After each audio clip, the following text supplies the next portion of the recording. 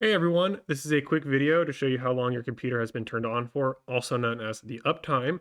So to see the uptime, you need to open up your task manager. There's a few ways to do that. You could go and press Control, Alt, and Delete at the same time, and another screen is going to pop up, and on that screen is an option to launch the task manager. Alternatively, you can actually just search for it and just type in task manager here and select the task manager app to launch the task manager.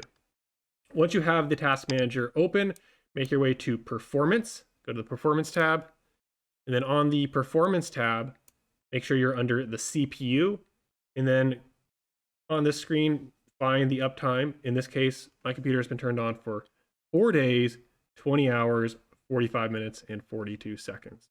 And that is how you find the uptime or how long your computer has been turned on for in general computer. I hope you found this quick video useful. If you did, please make sure to like, subscribe, and I hope to see you all in future quick videos.